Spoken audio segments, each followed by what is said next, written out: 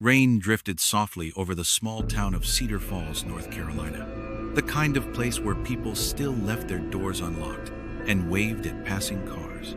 Blue and red police lights shimmered off wet pavement as officers cordoned off Mill Creek Bridge. Beneath the glow, the body of a woman was being lifted from the mud, a blanket drawn over her face. Her name was Claire Jennings. Locals whispered that the last person to see her alive had been her best friend, someone she'd known since the second grade. They met when they were 7, 2 girls at Cedar Falls Elementary, one shy and one brave. Mara Lewis had been the quiet kid with a stutter. Claire was the kind of child who couldn't stand seeing anyone left out. On the first day of class, Claire had walked straight up to Mara, taken her hand, and said, "You can sit with me." From that moment on, the girls were inseparable. They built blanket forts in Claire's backyard, rode their bikes down Main Street until dusk, and swore they'd stay friends forever. In the summer of 2000, they buried a time capsule beneath the old maple tree behind Claire's house. 2 bracelets, a photo, and a note that read, "When we're old, we'll dig this up and laugh." Through school, they were known as the Maple Tree Girls. Yet even then, small cracks began to form. Claire was outgoing, athletic, a natural leader. Mara preferred the background.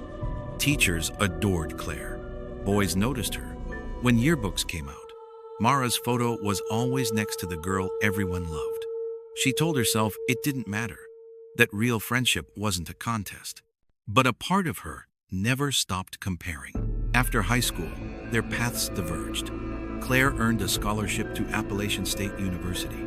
Mara stayed home, taking classes at the community college. They kept in touch through long phone calls and weekend visits, but distance stretched their bond thin. Claire sent postcards of mountain trails and campus events. Mara mailed back letters filled with admiration and envy she never admitted. By their 30s, both women had returned to Cedar Falls. Claire, now 34, worked as a high school guidance counselor. Her office was filled with photographs of smiling students, little motivational quotes taped to the walls. Co-workers said she had the kind of presence that calmed a room. She rented a modest blue-trimmed bungalow near the river and spent weekends tending to her garden or volunteering at the animal shelter. Mara, meanwhile, lived in a small upstairs apartment above a hardware store. She hopped between part-time jobs and a failed engagement, her world slowly shrinking until Claire seemed like the only person who still believed in her. Claire, ever loyal, refused to give up on her friend.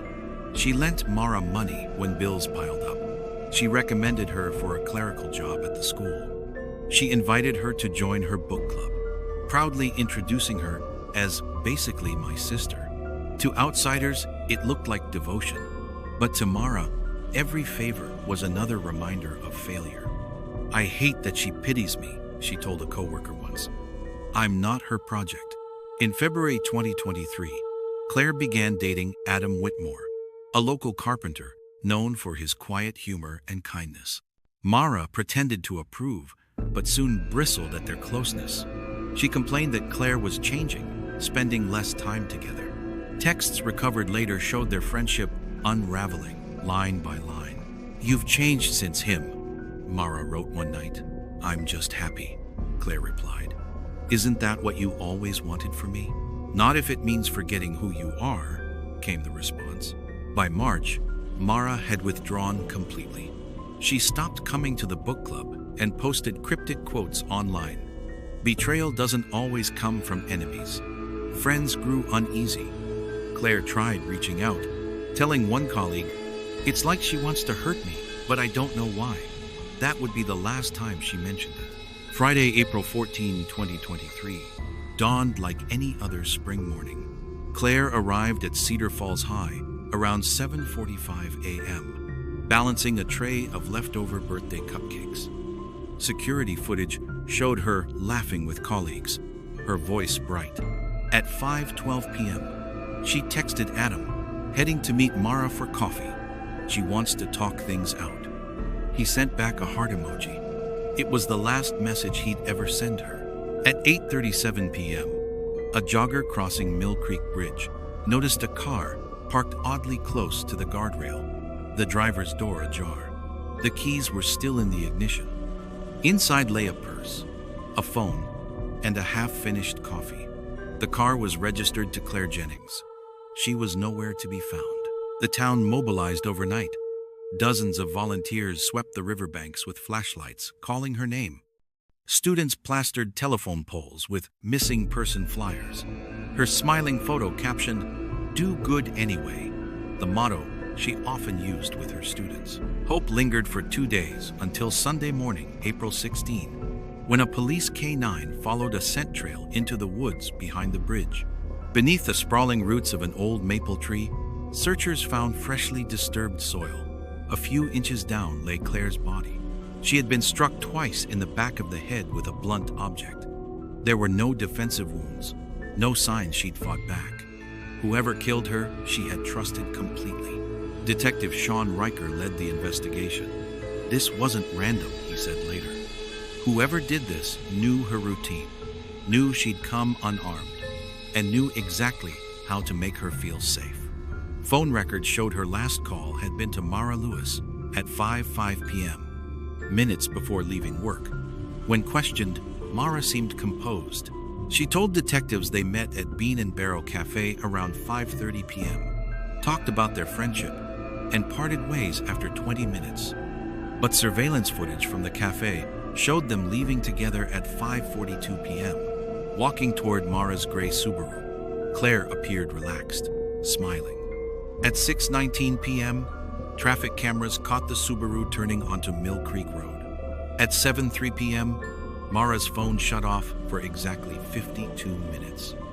When it came back online, she texted Adam. Claire said she needed space. "Don't worry, she'll call." That message caught detectives' attention. The phrasing sounded rehearsed. A search warrant for Mara's apartment turned the case. Inside a locked drawer, investigators found a journal. Hundreds of pages filled over 3 years. The early entries glowed with affection. "She's my anchor, my other half." Then, slowly, they darkened. "She makes me feel invisible. If I can't have her, no one will." Margins were scrawled with bitterness, and tucked between pages were printed screenshots of Claire's social media posts, underlined in red ink, with comments like, "She's lying, and he's ruining her." On Mara's computer, forensic analysts found searches reading, "How long does it take to drown someone? Can a hammer fracture skull cleanly?" and "Woods near Mill Creek parking access." When detectives confronted her again on April 20, she cracked. First, she insisted they'd argued, and Claire had stormed off. Then her voice broke into a whisper. "You don't understand. She left me behind years ago." Mara Lewis was arrested that night for first-degree murder. Reporters captured her being led from her building, rain streaking her face, expression blank. The story shook Cedar Falls. People couldn't reconcile the image of 2 girls sharing birthday cakes and inside jokes with the horror now unfolding. As prosecutors pieced together evidence, another revelation emerged. 10 years earlier, while living briefly in Raleigh, Mara had been questioned after a roommate was found unconscious with head injuries. The victim survived but refused to press charges. The pattern was unmistakable. Friendship turned obsession. Affection turned control. She didn't lose her temper, Detective Riker said. She lost her identity inside someone else's life. The trial began March 4, 2024, in Cedar County Superior Court. Prosecutor Lauren Chase opened with words that silenced the room. "This case is about a friendship consumed by jealousy. The defendant didn't lose control. She planned every step." The defense countered that Mara suffered from borderline personality disorder and had experienced abandonment trauma. They argued she never meant to kill Claire, only to make her listen. Over 6 weeks, jurors heard testimony from more than 30 witnesses. Claire's students described her kindness. Co-workers spoke of her gentle patience. One former student, voice trembling, said, "She taught me how to believe in myself. She didn't deserve this." When prosecutors projected excerpts from Mara's journal on the courtroom screen, the words struck like blows. "She took my life away. I'll make her remember me. On April 12, 2024, Claire's 35th birthday, and almost a year to the day of her death, the jury returned a verdict of guilty on all counts. Mara Lewis showed no emotion as the sentence was read: life in prison without parole. In the gallery, Claire's mother wept quietly, while Adam Whitmore squeezed her hand. Outside the courthouse, he told reporters, "Claire believed in redemption. I don't. Not for this." As deputies led Mara away, she muttered something only the nearest officer caught. She promised we'd always be together. The town of Cedar Falls changed after that. The high school planted a memorial garden called Claire's Corner, where students could sit and reflect. Smooth river stones bore messages in marker. "You mattered. Thank you for believing in me." Her mother, Deborah Jennings, started the Claire Jennings Foundation, dedicated to educating young people about toxic friendships and emotional dependency. At its first workshop, she told a crowd, "People talk about romantic abuse, but friendship can turn dangerous too. If someone controls you, isolates you, or makes you feel guilty for growing, that's not loyalty, that's fear." One evening, a year after the sentencing, Deborah returned to the woods at Mill Creek with Detective Riker. The air was cool, the ground damp. Together they dug near the same maple tree where Claire had been found. After a few minutes, the shovel struck metal, the girl's old-time capsule. Inside were 2 frayed friendship bracelets, a faded Polaroid of 2 gap-toothed smiles, and the note, "When we're old, we'll dig this up and laugh." Deborah read it through tears, then placed it back into the soil. "They were supposed to grow old together," she whispered. "Not end like this." Cedar Falls will never forget the lesson buried under that tree. Evil doesn't always come from strangers. Sometimes it comes from the people who know you best, the ones who know where you hide your fears, your hopes, your heart. Claire Jennings' story is a testament to how love and loyalty can be weaponized by envy, how kindness can make a person vulnerable in the wrong hands. At her memorial service, her college friend said softly, "Claire used to tell us, 'You can't fix broken people by breaking yourself.' I wish she'd believed that for herself." So if you've ever felt trapped in a friendship that hurts, where affection feels like obligation and loyalty feels like fear, please reach out. Talk to someone. Control doesn't always sound like shouting. Sometimes it whispers, "You owe me." If this story moved you, share it. Someone out there might recognize themselves before it's too late. Because Claire's life deserves more than silence, it deserves to save another. This is Evidence Uncovered. If you believe every story deserves to be told, like, comment, and subscribe. Because behind every headline, there's a heartbeat.